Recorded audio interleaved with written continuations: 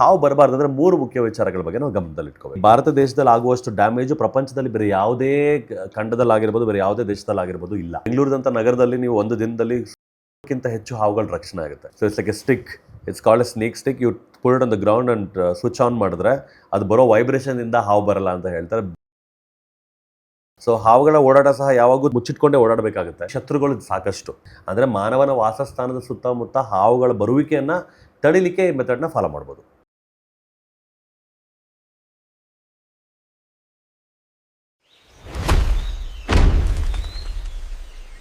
ನಮಸ್ಕಾರ, ಬೆಳಕಿಲಾ ಪ್ರದೀಪ್ ಯೂಟ್ಯೂಬ್ ಚಾನಲ್ನ ಎಲ್ಲ ವೀಕ್ಷಕರಿಗೂ ಸ್ವಾಗತ. ನಮ್ಮ ಜೊತೆ ರಾಹುಲ್ ಆರಾಧ್ಯ ಅವರಿದ್ದಾರೆ. ನಮ್ಮ ಕಾಡಿನ ಕಥೆಗಳನ್ನು ಹೇಳ್ತಾ ನಮ್ಗೆ ಇನ್ನೊಂದು ಮುಖ್ಯವಾದ ಕಥೆಯನ್ನು, ಅದರ ಹಿನ್ನೆಲೆಯನ್ನು ಹಾಗೂ ಅದರ ಮೂಲಕ ನಾವು ಹೇಗೆ ಅಲರ್ಟ್ ಆಗಿದ್ದುಕೊಂಡು ನಮ್ಮ ಜೀವನವನ್ನು ಸುಲಲಿತಗೊಳಿಸೋದು ಅನ್ನೋ ಅನಿವಾರ್ಯತೆಯನ್ನು ತಿಳ್ಕೊಂಡು ಈ ವಿಚಾರಗಳನ್ನು ನಿಮ್ಮ ಜೊತೆ ಹಂಚಿಕೊಳ್ಳಲೇಬೇಕು ಅಂತ. ಇದು ನಿಮ್ಮೆಲ್ರಿಗೂ ಕೂಡ ತುಂಬ ಇಂಪಾರ್ಟೆಂಟ್ ಆಗಿರುತ್ತೆ, ತುಂಬ ಯೂಸ್ಫುಲ್ ಆಗಿರುತ್ತೆ ಅನ್ನೋ ಯೋಚನೆಯೊಂದಿಗೆ ನಾವು ಇದನ್ನು ಆರಂಭ ಮಾಡಿದ್ದೀವಿ. Welcome to the show. ನಮಸ್ಕಾರ. Thank you. ಹಲೋ, ಹಾಯ್, ಹೇಗಿದ್ದೀರಾ? Very good. ಸೊ ಅಯ್ಯೋ ಹಾವ ಅಂತ ನಾವು ಹೌಹಾರ್ತಾ ಇರ್ತೀವಿ. ಸೊ ಅದನ್ನು ಸ್ವಲ್ಪ ದೂರ ಮಾಡೋಣ. ಅಲರ್ಟ್ ಆಗಿರೋದು ತುಂಬ ಮುಖ್ಯ. ಆದರೆ ಈಗ ಮೊದಲ ಸಂಚಿಕೆಯನ್ನು ನಾನು ಶುರು ಮಾಡೋಣ ಅಂತಂದಾಗ ನನಗೆ ಯೋಚನೆ ಬಂದಿದ್ದೇನು ಅಂತಂದರೆ, ನಮ್ಮ ಊರಲ್ಲಿ ಒಬ್ರದ್ದು ಮನೇಲಿ ಯಾವಾಗಲೂ ಪ್ರಾಬ್ಲಮ್. ಅವ್ರಿಗೆ ಯಾವಾಗ ನೋಡಿದ್ರು ಕೂಡ ಮನೆಗೆ ಹಾವು ಬರೋದು, ಯಾವಾಗ ನೋಡಿದ್ರು ಕೂಡ ಎಲ್ಲಿ ಹಾವಿದೆ ಅನ್ನೋ ಭಯದಲ್ಲೇ ಅವರು ಜೀವನ ಮಾಡೋದು. ಯಾವ ಲೆವೆಲ್ಗೆ ಅಂತಂದರೆ ಒಬ್ಬರಿಗೆ ಹಾವು ಕಚ್ಚಿ ಅವ್ರನ್ನ ಉಳಿಸ್ಕೊಳ್ಳೋದೇ ತುಂಬ ಕಷ್ಟ ಆಗ್ಬಿಟ್ಟಿತ್ತು. ಸೊ ಈ ಥರದ ಪರಿಸ್ಥಿತಿ ಬಂದಲ್ಲಿ ಏನು ಮಾಡಬೇಕು, ಮತ್ತು ಈ ಹಾವಿನ ಕಥೆಯನ್ನು ಅದರ ಮೂಲಕ ನಾವು ತಿಳ್ಕೊಳ್ತಾ ಹೋಗೋಣ ಅಂತ. ಮೊದಲಿಗೆ ಈ ಒಂದು ಸಂಚಿಕೆಯಲ್ಲಿ ಮೊದಲಿಗೆ ಹೇಳೋಕ್ಕೆ ಏನು ಇಷ್ಟಪಡ್ತೀವಿ ಅಂತಂದರೆ, ಒಂದು ಹಳೆಯ ಗಾದೆ ಇದೆ, ಕಲ್ಲು ನಾಗರವ ಕಂಡರೆ ಪೂಜಿಸುವರಯ್ಯ, ನಿಜ ನಾಗರವ ಕಂಡರೆ ಕೊಲ್ಲುವರಯ್ಯ ಅಂತ. ಸೊ ಅದನ್ನು ಹೇಳಿ ಶುರು ಮಾಡ್ಲಿಕ್ಕೆ ಇಚ್ಛಿಸ್ತೀನಿ. ಸೊ ಮೊದಲಿಗೆ ತಾವು ಹೇಳಿದ ಹಾಗೆ ಎಲ್ಲೋ ಒಂದು ಜಾಗದಲ್ಲಿ ಅಥವಾ ಯಾವುದೊಂದು ಮನೆ ಸುತ್ತಮುತ್ತ ಹೆಚ್ಚು ಹಾವುಗಳು ಕಾಣ್ತೀನಿ. ಅದಕ್ಕೆ ಬಹಳಷ್ಟು ಬೇರೆ ಬೇರೆ ಬೇರೆ ಕಾರಣಗಳಿರ್ಬೋದು. ಒಂದು ಮುಖ್ಯ ಕಾರಣ ಏನಪ್ಪ ಅಂದರೆ ಅಲ್ಲಿನ ಇಲಿಗಳ ಓಡಾಟ. ಎಲ್ಲಿ ಮಾನವನ ವಾಸಸ್ಥಾನ ಇರುತ್ತೋ ಅಲ್ಲಿ ಮಾನವನ ಸಾಕಷ್ಟು ಆಹಾರ ಇರುತ್ತೆ. ಎಲ್ಲಿ ಆಹಾರ ಇರುತ್ತೋ ಅಲ್ಲಿ ಆಹಾರದ ವೇಸ್ಟ್ ಇರುತ್ತೆ. ಸೊ ನಾವು ವೇಸ್ಟನ್ನು ಸರಿಯಾಗಿ ಬೇರೆ ಕಡೆಗೆ ತೆಗೆದು ಹಾಕದಿದ್ರೆ ಅಥವಾ ವೇಸ್ಟನ್ನು ಸರಿಯಾಗಿ ಸೆಗ್ರಿಗೇಟ್ ಮಾಡದಿದ್ರೆ ಸೊ ಈ ಥರ ಪ್ರಾಬ್ಲಮ್ಗಳು ಆಗ್ತಾ ಇರುತ್ತೆ. ಸೊ ಎಲ್ಲಿ ಮಾನವನ ವೇಸ್ಟ್ ಜಾಸ್ತಿ ಇರೋ ತಿನ್ನಲಿಕ್ಕೆ ಅದ್ರ ಮೇಲೆ ಅವಲಂಬಿತವಾಗಿರುವಂಥ ಇಲಿಗಳ ಸಂಖ್ಯೆ ಸಹ ತುಂಬ ಜಾಸ್ತಿ ಇರುತ್ತೆ. ಸೊ ಎಲ್ಲಿ ಇಲಿಗಳಿರ್ತಾವೋ ಅಲ್ಲಿ ಹಾವುಗಳು ಕಟ್ಟಿಟ್ಟ ಬುತ್ತಿ, ಹಾವುಗಳು ಬರೋವಂಥದ್ದು, ಓಡಾಟ ಇರುವಂಥದ್ದು ಸರ್ವೇ ಸಾಮಾನ್ಯವಾಗಿ ಕಾಣ್ಬೋದಾಗಿರುತ್ತೆ. ಸೊ ಇದು ಒಂದು ಸಾಮಾನ್ಯ ಪರಿಸ್ಥಿತಿ. ಸೊ ಈಗ ಬೆಂಗಳೂರಿನಂಥ ನಗರದಲ್ಲಿ ನೀವು ಒಂದು ದಿನದಲ್ಲಿ ಸುಮಾರು 100ಕ್ಕಿಂತ ಹೆಚ್ಚು ಹಾವುಗಳ ರಕ್ಷಣೆ ಆಗುತ್ತೆ. ನೀವು ಕೇಳ್ಬೋದು, ಇಷ್ಟು ದೊಡ್ಡ ನಗರದಲ್ಲಿ about 100 and sometimes during the season I would say 200 or more. So ಈ ಮಳೆಗಾಲದ ಈಗ ರೈಟ್ ನಾವು just this is the right season. I would say right season ಅಂದರೆ ಹೆಚ್ಚು ಹಾವುಗಳು ರಕ್ಷಣೆ ಆಗುವಂಥದ್ದು, ಹೆಚ್ಚಾಗಿ ಕಾಣುವಂಥದ್ದು ಇದೇ ಸರಿಯಾದ ಸಮಯ. ಸೊ ಏನಕ್ಕಪ್ಪ ಅಂದರೆ, ಒಂದು ಸಾಕಷ್ಟು ಹಾವುಗಳು ಮೊಟ್ಟೆ ಹೊಡೆದು ಮರಿಯಾಗುವಂಥ ಸಮಯ ಸಹ ಹೌದು. ಅದರೊಟ್ಟಿಗೆ ಮಳೆಗಾಲ ಶುರುವಾಗೋದ್ರಿಂದ ಸಾಕಷ್ಟು ಬಿಲೆಗಳಲ್ಲಿ ಅದು ಅಡುಗುದಾಣಗಳೆಲ್ಲ ನೀರು ಹೋಗಿ ಸೇರ್ಕೊಳ್ಳೋವಂಥದ್ದು, ಹಾವುಗಳು ಹೊರಗೆ ಬರ್ತವೆ. ಜೊತೆಗೆ ಸಾಕಷ್ಟು ಭೂಮಿ ಒಳಗಡೆನ ಬಿಸಿ ಇರುತ್ತೆ, ಭಾಳ ತಾಪಮಾನ ಇರುತ್ತೆ, ಅದರಿಂದ ಹೊರಗೆ ಬರುವಂಥದ್ದು ಆಗ್ತಾ ಇರುತ್ತೆ. ಸೊ ಹಾಗಾಗಿ ಹೆಚ್ಚು ಹಾವುಗಳು ಈ ಸಮಯದಲ್ಲೇ ಕಾಣುವಂಥದ್ದು. ಸೊ ಸಾಕಷ್ಟು ಹಾವುಗಳ ರಕ್ಷಣೆ ಸಹ ಇದೇ ಸಮಯದಲ್ಲಿ ಆಗ್ತಕ್ಕಂಥದ್ದು. ಓಕೆ. ಸೊ ಈ ಥರ ಪ್ರಾಬ್ಲಮ್ ಇದ್ದಾಗ ಅಂದರೆ ಈ ಮನೆಯವ್ರು ಏನು ಮಾಡಬೇಕು? ಮೊದಲಿಗೆ ನಾವೇನು ಮಾಡ್ತೀವಿ ಅಂತ ಹೇಳಿದ್ರೆ, ಈ ಸಿಚುಯೇಷನ್ ಅಸೆಸ್ ಮಾಡಬೇಕಾಗುತ್ತೆ. ಅಂದರೆ ಏನಕ್ಕೆ ಹಾವು ಬರ್ತಾ ಇದೆ ಅನ್ನೋದು.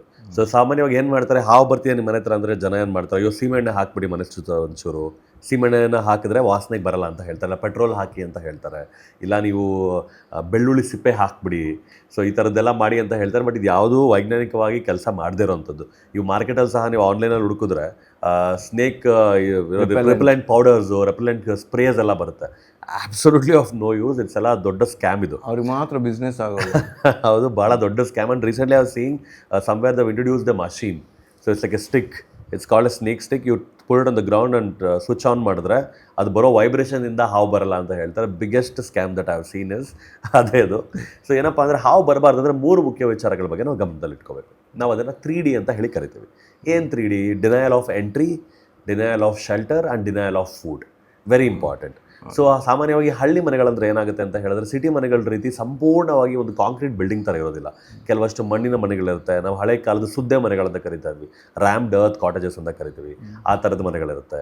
ಹಾಗೆ ಬಾಗಿಲುಗಳು ಸಹ ಎಲ್ಲ ಬಾಗಿಲುಗಳು ನಮ್ಮ ಸಿಟಿ ಬಾಗಿಲುಗಳ ಥರ ಇರುತ್ತೆ ಅಂತ ಹೇಳಲಿಕ್ಕಾಗಲ್ಲ. ಸಾಕಷ್ಟು ಎಂಟ್ರಿ ಪಾಯಿಂಟ್ಸ್ ಇರುತ್ತೆ, ಬಂದು ಇರಲ್ಲ ಫುಲ್ ಡೇ. 100% ಸಾಮಾನ್ಯವಾಗಿ ರಾತ್ರಿ ಹೊತ್ತು ಬಿಟ್ಟರೆ ಬೇರೆ ಟೈಮಲ್ಲಿ ಎಲ್ಲ ಸಂಪೂರ್ಣವಾಗಿ ಓಪನ್ ಇರುತ್ತೆ. ಸೊ ಹಳ್ಳಿ ಬಾಗಿಲುಗಳು and on top of that ನಮ್ಮ ಮನೆ ಒಳಗಿಂದ ಹೋಗುವಂಥ ಬಚ್ಚಲ ಮನೆಯಿಂದ ಹೋಗುವಂಥ ಪೈಪ್ಗಳಾಗಿರ್ಬೋದು, ಇದು ಯಾವುದಕ್ಕೂ ಸರಿಯಾಗಿ ಮೆಶ್ಗಳಿರೋದಿಲ್ಲ, ಅದೆಲ್ಲ ಇರೋದಿಲ್ಲ. So these are all entry points. So ಇವೆಲ್ಲವನ್ನು ಪ್ರಮುಖವಾಗಿ ನಾವು ಕ್ಲೋಸ್ ಮಾಡಬೇಕಾಗುತ್ತೆ, ಬಿಕಾಸ್ ಇದು ರಹದಾರಿಗಳ ಥರ. ಹಾಗೆ ಕೆಲವೊಂದು ಕಡೆ ಏನು ಮಾಡಿರ್ತಾರೆ, ಮನೆ ಮುಂದೆ ಕುಂಬಳಕಾಯೋ ಇನ್ನೇನೋ ಒಂದು ಆಗಲಕಾಯೋ ಹಾಕಿರ್ತಾರೆ, ಅದೆಲ್ಲ ಮನೆ ಮೇಲೆ ಬಳ್ಳಿ ಹರಡಿರುತ್ತೆ. ನೋಡ್ಲಿಕ್ಕೆ ಭಾಳ ಚೆನ್ನಾಗಿ ಕಾಣುತ್ತೆ, ಬಟ್ ಅದು ಹಾವಿಗೆ ರಹದಾರಿ ಥರ ಆಗುತ್ತೆ. ಸೊ ಹಾವುಗಳು ಬರಲಿಕ್ಕೆ ಭಾಳ ಈಸಿ ಆಗುತ್ತೆ. And all snakes are good climbers. ಸಾಕಷ್ಟು ಹಾವುಗಳು ಹಾಗಾದ್ರೆ ಬಿಲ್ಡಿಂಗ್ ಹತ್ತಲ್ವಾ?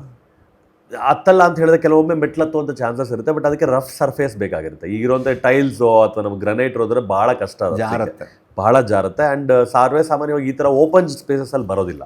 ಸೊ ಹಾವುಗಳ ಓಡಾಟ ಸಹ ಯಾವಾಗೂ ಮುಚ್ಚಿಟ್ಕೊಂಡೇ ಓಡಾಡಬೇಕಾಗುತ್ತೆ. ಏನಕ್ಕೆ ಅಂದರೆ ಅದಕ್ಕೆ ಶತ್ರುಗಳು ಸಾಕಷ್ಟು, ಅದರ ಮೇಲೆ ಅದನ್ನು ಆಹಾರವಾಗಿ ತಿನ್ನುವಂಥ ಪ್ರಾಣಿಗಳು ಸಾಕಷ್ಟು. ಶತ್ರುಗಳು ಅಂತ ಹೇಳಿದ್ರೆ ಶತ್ರು ಅಲ್ಲ, ಬಟ್ ಆದರೆ the animals that prey on snakes are a lot. ಒಂದು ಕಾಗೆನೂ ಸಹ ಹಾವನ್ನು ಕೊಲ್ಲುತ್ತೆ, ಒಂದು ಗೂಬೆ ಸಹ ಹಾವನ್ನು ಕೊಲ್ಲುತ್ತೆ, ನಾಯಿ, ಜನ, ಈ ಥರ ಬಹಳಷ್ಟು ಬೆಕ್ಕು. ಸೊ ಏನೇ ಆದರೂ ಹಾವನ್ನು ನೋಡಿದ್ರೆ ಅದು ಸಾಯುವಂಥ ಪರಿಸ್ಥಿತಿ ಇರೋದ್ರಿಂದ ಸಾಕಷ್ಟು ಬಚ್ಚಿಟ್ಕೊಂಡೇ ಓಡಾಡುವಂಥ ಜೀವಿ ಆಗಿರುತ್ತೆ.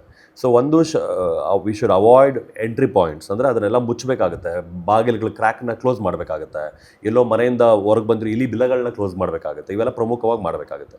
ಎರಡನೇದು ಡಿನಯಲ್ ಆಫ್ ಶೆಲ್ಟರ್ ಅಂತ ಮಾಡ್ತೀವಿ. ಇದು ಭಾಳ ಇಂಪಾರ್ಟೆಂಟ್. ಏನಕ್ಕಪ್ಪ ಅಂದರೆ ನೀವು ಸಾಮಾನ್ಯವಾಗಿ ಬರೀ ಹಳ್ಳಿ ಊರೇ ಅಂತ ಅಲ್ಲ, ಯಾವ್ದಾದ್ರು ಒಂದು ನಗರ ಪ್ರದೇಶದ ಮನೆಗಳಿಗೆ ಹೋದರೂ ಸಹ ನಿಮ್ಮ ಗಾರ್ಡನ್ ಇದೆ ಅಂದರೆ ಯಾವುದೋ ಒಂದು ಕಾರ್ನರ್ ಎಲ್ಲನೂ ಡಂಪ್ ಮಾಡಿರ್ತೀವಿ ನಾವು. ಹಳೆ ಮುರಿದಿರೋ ಪಾಟ್ಸ್ ಇರ್ಬೋದು, ಅಥವಾ ಗಾರ್ಡನ್ ಎಕ್ವಿಪ್ಮೆಂಟ್ಸ್ ಇರ್ಬೋದು, ಅಥವಾ ಯಾವ್ದಾರ ನೀವು ಹೊಸ ಮನೆ ಕನ್ಸ್ಟ್ರಕ್ಷನ್ ಆಗ್ತಾರೆ ಲಾಟ್ಗಳಷ್ಟು ಟೈಲ್ಸ್ ಇರ್ಬೋದು. ಹಾಗೆ ನೀವು ಗ್ರಾಮೀಣ ಪ್ರದೇಶದಲ್ಲಿ ನೋಡಿದ್ರೆ ವ್ಯವಸಾಯಕ್ಕೆ ಬಳಸುವಂತಹ ಸಾಕಷ್ಟು ಸಲಕರಣೆಗಳು, ಉಪಕರಣಗಳು, ಹಳೆ ಚೀಲಗಳು, ಮೂಟೆಗಳು ಎಲ್ಲ ರಾಶಿ ಇರುತ್ತೆ. ಒಂದು ಮೂಲೆಯಲ್ಲಿ ಹಾಕಿರ್ತೀವಿ, ಅಲ್ಲ ಒಂದು ರೂಮ್ನೇ ಅದಕ್ಕೆ ಅಂತ ಇಟ್ಬಿಟ್ಟಿರ್ತಾರೆ. So that is where all the snakes will go and rest. So shelter. ಈಗ ಫಾರ್ ಎಕ್ಸಾಂಪಲ್ ನಿಮ್ಗೊಂದು ಪ್ರಶ್ನೆ. ಸೊ ಈಗ ಒಂದು ಅತಿಥಿಗಳು ನಿಮ್ಮ ಮನೆಗೆ ಬರ್ತಾರೆ ಅಂತ ಮಾಡೋಣ. ಸೊ ಮೊದಲಿಗೆ ಅವ್ರಿಗೆ ಏನು ಮಾಡ್ತೀರಾ? ಅತಿಥಿಗಳು ಯಾರೊಬ್ಬರೊಬ್ರು guest wants to come to your city, first time ಬರ್ತಿದ್ದಾರೆ, ಅವ್ರಿಗೆ ಏನು ಹೇಳ್ತೀರಾ? ಕುಡಿಯೋಕ್ಕೆ, ತಿನ್ನೋಕ್ಕೆ ಎಲ್ಲ ಬರ್ಬೇಕು. ನಿಮ್ಮ ಮನೆಗೆ ಗೊತ್ತೇ ಇಲ್ಲ ಅವ್ರಿಗೆ ಹೆಂಗೆ ಬರೋದಂತ. ಫಸ್ಟ್ ಟೈಮ್ ಈಗ ನಾನು ಬಂದೆ ಇಲ್ಲಿಗೆ, ಫಸ್ಟ್ ಏನು ಮಾಡ್ತೀರಾ? ಫಸ್ಟ್ ಅಡ್ರೆಸ್ ಕೊಡ್ತೀವಿ, ಇದು ನಮ್ಮ ಅಡ್ರೆಸ್, ಮನೆಗೆ ಬನ್ನಿ. ಬಂದ್ಮೇಲೆ ಏನು ಕೇಳ್ತೀರಿ? ಕಾಫಿ ಆಯ್ತಾ, ಟೀ ಆಯ್ತಾ, ತಿಂಡಿ ಏನಾದರೂ ಮಾಡ್ತೀರಾ? ದೂರದಿಂದ ಬಂದಿರ ಎಲ್ಲ ಸಹಕಾರ ಆಗುತ್ತೆ. ಅದಾದ್ಮೇಲೆ ಏನು ಮಾಡ್ತೀರಿ? ಉಳ್ಕೊಳ್ಳೋದಕ್ಕೆ ಹೇಳ್ತೀವಿ, ರೆಸ್ಟ್ ಮಾಡ್ತೀವಿ. ಸೊ ನಾವು ಹಾವುಗಳು ಸಹ ಇದೇ ಥರ ಗೆಸ್ಟ್ ಥರ ಟ್ರೀಟ್ ಮಾಡ್ತಾ ಇದ್ದೀವಿ. ಸೊ ಈ ಥರ ಬರಲಿಕ್ಕೆ ದಾರಿ ಇದಾಯಿತು, ಜೊತೆಗೆ ಉಳಿಲಿಕ್ಕೆ ನಾನು ಹೇಳ್ತಾ ಇದ್ದಂಗೆ ಸಾಕಷ್ಟು ಸಲಕರಣೆಗಳು ಅದು ಇದು ಹಾಕಿ ಒಳ್ಳೆ ತಂಪಾದ ಜಾಗ. ಬೇಸಿಗೆಯಲ್ಲಿ ತಂಪಿರುತ್ತೆ, ಚಳಿಗಾಲದಲ್ಲಿ ಬೆಚ್ಚಗಿರುತ್ತೆ ಜಾಗಗಳೆಲ್ಲ. ಇಟ್ಸ್ ಕವರ್ಡ್ ಸ್ಪೇಸ್, ಅಲ್ಲಿ ಇಲ್ಲಿ ಬಚ್ಚಿಟ್ಕೊಳ್ಳಿಕ್ಕೆ. ಸೊ ಹಾವುಗಳಿಗೆ ಜಾಗನೂ ಆಯಿತು. ಊಟಕ್ಕೆ ನಾವು ಮನೆಯಿಂದ ಯಾರಾದರೂ, ಈಗ ನೀವು ಸಾಮಾನ್ಯವಾಗಿ ಇದು ತಮಾಷೆ ಅನಿಸ್ಬೋದು, ಬಟ್ ಅದರ ಮನೆಯಿಂದ wet waste dry waste separate ಮಾಡೋವಂಥದ್ದು ಭಾಳ ಈ ಸಿಟೀಸಲ್ಲೂ ಅಷ್ಟೇ, ಹಳ್ಳಿಗಳಲ್ಲಂತೂ ಅದು ಚಲಾವಣೆಯಲ್ಲೇ ಇಲ್ಲ. ಏನಾಗ್ತದೆ, ಸಾಕಷ್ಟು ವೆಟ್ ವೇಸ್ಟ್ ಏನು ಮಾಡ್ತಾರೆ, ಆ ಕಡೆ ಈ ಕಡೆ ನೋಡಿ ಮುಂದೆ ಮೋರಿಗೆ ಹಾಕ್ಬಿಡ್ತಾರೆ, ಇಲ್ಲ ಪಕ್ಕದ ಖಾಲಿ ಸೈಟಲ್ಲಿ ಡಂಪ್ ಮಾಡಿಬಿಡ್ತಾರೆ. ಇದೆಲ್ಲ basically it's your inviting snakes. So guest ಬಂದಾಗ ಊಟ ಕೊಡೋ ಥರ ಅದು ಬಂದಾಗ ಅದನ್ನು ತಿನ್ನೋವಂಥ ಇಲಿಗಳಿರ್ತವೆ. ಇಲಿಗಳಿದ್ದಷ್ಟು ಅದನ್ನು ಫಾಲೋ ಮಾಡ್ಕೊಂಡು ಹಾವುಗಳು ಬರ್ತಕ್ಕಂಥದ್ದು ಸರ್ವೇ ಸಾಮಾನ್ಯ. ಸೊ ಈ ಮೂರನ್ನು ಅವಾಯ್ಡ್ ಮಾಡಬೇಕಾಗುತ್ತೆ ನಾವು. ಸೊ ಡಿನಯಲ್ ಆಫ್ ಎಂಟ್ರಿ ಇವೆಲ್ಲವನ್ನು ಬಂದ್ ಮಾಡಬೇಕಾಗುತ್ತೆ. ಡಿನಯಲ್ ಆಫ್ ಫುಡ್, ಮನೆಯಲ್ಲಿ ಯಾವುದಾದ್ರೂ ಆಹಾರ ಪದಾರ್ಥಗಳಿದ್ರೆ ತೊಗೊಂಡು ಸಾಕಷ್ಟು ಹೊರಗೋಗಿ ಒಯ್ದು ಬಿಸಾಕಬೇಕಾಗುತ್ತೆ, ಡಿಸ್ಪೋಸ್ ಮಾಡಬೇಕಾಗುತ್ತೆ, ಇಲ್ಲ ಗೊಬ್ಬರಕ್ಕೆ ಹೋಗಿ ಡಿಸ್ಪೋಸ್ ಮಾಡಬೇಕಾಗುತ್ತೆ. ಆ್ಯಂಡ್ ಮೋಸ್ಟ್ ಇಂಪಾರ್ಟೆಂಟ್ಲಿ ಹಳ್ಳಿ ಮನೆಗಳಲ್ಲಿ ಆಹಾರ ಶೇಖರಣೆ ಸಹ ಹೇಗೆ ಮಾಡ್ತೀವಿ ಅನ್ನೋದು ಭಾಳ ಮುಖ್ಯವಾಗಿರುತ್ತೆ. ಏನಾಗುತ್ತೆ, ಯೂಶ್ವಲಿ ನಾವು ರೈತರೆಲ್ಲ ಭತ್ತ ಆಗಿರ್ಬೋದು, ರಾಗಿ ಆಗಿರ್ಬೋದು, ಏನೋ ಒಂದು ಬೆಳೆದವ್ರಿಗೆ ವರ್ಷಕ್ಕೆ ಪೂರ್ತಿ ಆಗುವಷ್ಟು ಆಹಾರನ ಇಟ್ಕೊಂಡು ಮಿಕ್ಕಿದ್ದನ್ನು ಮಾರ್ಬಿಡ್ತಾರೆ. ಸೊ ಆ ವರ್ಷಕ್ಕೆ ಆಗುವಷ್ಟು ಆಹಾರನ ಎಲ್ಲ ಚೀಲಗಳಲ್ಲಿ ತುಂಬಿ ಒಂದು ಕಡೆಯಲ್ಲಿ, ಒಂದು ಮನೆಯಲ್ಲಿ, ಒಂದು ಭಾಗದಲ್ಲಿ ಇಟ್ಬಿಟ್ಟಿರ್ತಾರೆ. ಅಲ್ಲೇನಾಗುತ್ತೆ, ಅದು ಯಾವಾಗೂ ಡೈಲಿ ಅದನ್ನ ಯೂಸ್ ಮಾಡದಿರೋದ್ರಿಂದ ಆ ಜಾಗಗಳಲ್ಲಿ ಇಲಿಗಳು ಬಂದು ಹೋಗ್ತಕ್ಕಂಥದ್ದು, ಆಹಾರನ ತಿನ್ನೋವಂಥದ್ದು, ಅದನ್ನು ಫಾಲೋ ಮಾಡ್ಕೊಂಡು ಬರುವಂಥ ಹಾವುಗಳು ಸರ್ವೇ ಸಾಮಾನ್ಯ. ಅದಕ್ಕೇನಪ್ಪ ಮಾಡಬೇಕು ಅಂದರೆ, ಯೂಶ್ವಲಾಗಿ ಏನಾದರೂ ನಾವು ಶೇಖರಿಸಿಡಬೇಕಾದ್ರೆ ಒಂದು ಕಂಪ್ಲೀಟ್ಲಿ ರ್ಯಾಟ್ ಅಥವಾ ಇಲಿಗಳು ಬರ್ದಿರೋ ಥರ ಒಂದು ಜಾಗದಲ್ಲಿ ಶೇಖರಿಸಿಡಬೇಕು. ಆ್ಯಂಡ್ ಆಲ್ಸೋ ಒಂದು ಗ್ರೌಂಡಿಂದ, ನೆಲದಿಂದ ಒಂದು 2 ಅಡಿ 1.5 ಅಡಿ ಹೈಟಲ್ಲಿ ಇಟ್ಟರೆ you can completely avoid snakes coming in and hiding there. And ಇಲಿಗಳು ಸಹ ಕಂಟ್ರೋಲ್ ಆಗುತ್ತೆ. ಆ್ಯಂಡ್ ಪೆಸ್ಟ್ ಕಂಟ್ರೋಲ್ ಸಹ ಭಾಳ ಇಂಪಾರ್ಟೆಂಟ್ ಆಗಿರುತ್ತೆ. ಅಂದರೆ ಈಗ ಏನು ಮಾಡ್ತಾರೆ ಯೂಶ್ವಲಿ ಇಲಿಗಳಂತಂದರೆ, first thing they do is they will get rat traps, which is ಚಲಾವಣೆಯಲ್ಲಿ ಭಾಳ ವರ್ಷಗಳಿಂದ ಇದೆ ಅಂತ. ಅದ್ರ ಜೊತೆ ಈಗ ಈ ಗ್ಲೂ ಟ್ರ್ಯಾಪ್ಸ್ ಅಂತ ಬರುತ್ತೆ, which is very bad for the environment. So ಏನಾಗುತ್ತೆ, ನೀವು ಸುಮ್ಮನೆ ಈಸಿ ಟು ಇಂಪ್ಲಿಮೆಂಟ್, ಸುಮ್ಮನೆ ಓಪನ್ ಮಾಡಿ ಇಟ್ಬಿಡ್ತಾರೆ, ಅಲ್ಲಿ ಬರೀ ಇಲಿನೇ ಬರಲ್ಲ, ಹಾವುಗಳು ಸಿಕ್ಕಾಕೊಂಡು ಸತ್ತಿರೋದು ನೋಡಿದೀವಿ ನಾವು, ಸಾಕಷ್ಟು ಹಕ್ಕಿಗಳು ಸಿಕ್ಕಾಕೊಂಡು ಸತ್ತೋಗ್ಬಿಡುತ್ತೆ, ಅಳಿಲುಗಳು ಸಿಕ್ಕಾಕೊಂಡು ಸತ್ತೋಗ್ಬಿಡುತ್ತೆ, ಇವೆಲ್ಲ ಆಗೋವಂಥದ್ದು. ಅದು very bad. And also poisoning the rat is also very bad. ಏನಾಗುತ್ತೆ ಅಂದರೆ, ಒಂದು ಯೂಶಲಿ ಪಾಯ್ಸನ್ ಮಾಡಲ್ಲ, ಯಾಕೆಂದರೆ ತಿಂದು ಎಲ್ಲ ಮನೆ ಒಳಗೆ ಸತ್ತೋದ್ರೆ ಅದನ್ನು ಹುಡುಕಿ ತೆಗೆಯೋಷ್ಟರಲ್ಲಿ ಭಾಳಷ್ಟು ವಾಸನೆ ಇರುತ್ತೆ ಅಂತ, which is a good thing, people ಹಾಕಲ್ಲ. ಬಟ್ ಅದೇನಾಗುತ್ತೆ, ಕೆಲವೊಮ್ಮೆ ಇಲಿಗಳು ತಿಂದಾಗ ಸಂಪೂರ್ಣ ತಕ್ಷಣ ಸಾಯೋದು ಸಹ ಇಲ್ಲ, ಎಲ್ಲೋ ಹೊರಗೆ ಹೋಗಿ ಅದನ್ನೊಂದು ಹಾವು ತಿನ್ಬೋದು. ಸೊ ಬೇಸಿಕಲಿ ಹಾವು ಸಾಯುತ್ತೆ, ಹಾವನ್ನ ತಿನ್ನೋದು ಇನ್ನೊಂದಕ್ಕೂ ಸಹ ಅದು ಅಫೆಕ್ಟ್ ಆಗ್ಬೋದು. ಸೊ ಅದು ಸಿಸ್ಟಮ್ ಒಳಗೆ ಹೋಗ್ಬಿಡುತ್ತೆ, ಫುಡ್ ಚೈನ್ ಒಳಗಡೆ ಹೋಗ್ಬಿಡುತ್ತೆ. ಅದರಿಂದ ಅದನ್ನು ಅವಾಯ್ಡ್ ಮಾಡಬೇಕಂತ ಕೇಳ್ತೀರಿ. ಸೊ ಈ 3 ವಿಚಾರಗಳನ್ನ ಮಾಡಿದ್ರೆ ಹಾವುಗಳನ್ನು ನಿಮ್ಮ ಮನೆ ಹತ್ರ ಬರೋದನ್ನ ಸಂಪೂರ್ಣವಾಗಿ ಅವಾಯ್ಡ್ ಮಾಡ್ಬೋದಾಗಿರುತ್ತೆ. Okay, so being alert in this way ಇದು ತುಂಬ ಮುಖ್ಯ ಅಂತ ಹೇಳ್ತೀರಾ? ಹೌದು, ಅಂದರೆ ಈ 3 ಪಾಲನೆ ಮಾಡಬೇಕು ನಾವು. ಇದೆಲ್ಲ ಕ್ಲೀನಾಗಿ ಇಟ್ಕೋಬೇಕು, ಓಡಾಡುವಂಥ ಜಾಗಗಳಲ್ಲಿ ಲೈಟ್ ಇರಬೇಕು. ಸೊ ನಾವು ಎಲ್ಲೆಲ್ಲ ಶೇಖರಣೆ ಮಾಡೋ ಜಾಗ ತುಂಬ ಕ್ಲಿಯರಾಗಿ ಕಾಣಬೇಕು. ಆಮೇಲೆ ಆಹಾರನ ಹುಷಾರಾಗಿ ಶೇಖರಣೆ ಮಾಡಿಡಬೇಕು. ಇದೆಲ್ಲ ಮಾಡಿದ್ರೆ you can avoid snakes coming in to your living space. ಅಂದರೆ ಮಾನವನ ವಾಸಸ್ಥಾನದ ಸುತ್ತಮುತ್ತ ಹಾವುಗಳ ಬರುವಿಕೆಯನ್ನು ತಡಿಲಿಕ್ಕೆ ಈ ಮೆಥಡ್ನ ಫಾಲೋ ಮಾಡ್ಬೋದು. ಓಕೆ, ಬಟ್ ಹಾವುಗಳಿಗೆ ನಮಗೆ ಎಷ್ಟು ಡೇಂಜರ್ ಇದೆಯೋ ಅದಕ್ಕಿಂತ ಜಾಸ್ತಿ ಡೇಂಜರ್ ಇದೆ ಅಂತ ಕೂಡ ಹೇಳಿದ್ರಿ. ಖಂಡಿತ. ಆದರೆ ನಾನು ಇದೇ ವಿಷಯ ಹೇಳ್ತಾ ನಿಮ್ಮ ಹತ್ರ ಅದೇ ಮನೆಯಲ್ಲಿ ಒಬ್ಬರಿಗೆ ಸ್ನೇಕ್ ಬೈಟ್ ಕೂಡ ಆಯಿತು ಅಂತ ಮಾಡಿ ಸರ್. ಸೊ ನಾವು ಅಯ್ಯೋ ಹಾವಂತ ಹಾರಬೇಡಿ ಅಂತೇಳಿ ಹೇಳಿದ್ರು ಕೂಡ ಈ ಥರದ ಇನ್ಸಿಡೆಂಟ್ಸ್ ಆಗ್ತಾನೆ ಇರುತ್ತೆ. ಎಸ್. ಸೊ ಮೇಯ್ನ್ ಆಗಿ ನಮ್ಮ ಸೀರೀಸ್ನ ಉದ್ದೇಶ ಫಸ್ಟ್ ಆಫ್ ಆಲ್, ಓಕೆ, ಈ ಥರದ ಪರಿಸ್ಥಿತಿನ ನಾವು ನಮ್ಮ ಮನೆಯಲ್ಲಿ ಕಾಣದೆ ಇರಬೇಕು ಅಂತಂದರೆ ಹೇಗೆ ಅಲರ್ಟ್ ಆಗಿರಬೇಕು ಅಂತ ಅನ್ನೋದು. ಇನ್ನೊಂದು ಮೇಜರ್ ಆಸ್ಪೆಕ್ಟ್ ಇಸ್ ಅದೇ ಈ ಥರದ ಬೈಟ್ಗಳಾಗ್ತವೆ ಅನ್ನೋವಾಗ ಆ ಪರಿಸ್ಥಿತಿಲಿ ನಾವು ಏನು ಮಾಡಬೇಕು ಅನ್ನೋದು ಎರಡನೇ ಪ್ರಶ್ನೆ. ಆದರೆ ಈ ಪ್ರಶ್ನೆಯನ್ನು ನಾವು ಮುಂದಿನ ಸಂಚಿಕೆಯಲ್ಲಿ ಅಡ್ರೆಸ್ ಮಾಡೋಣ. Yes, thank you so much. Thank you. So thank you.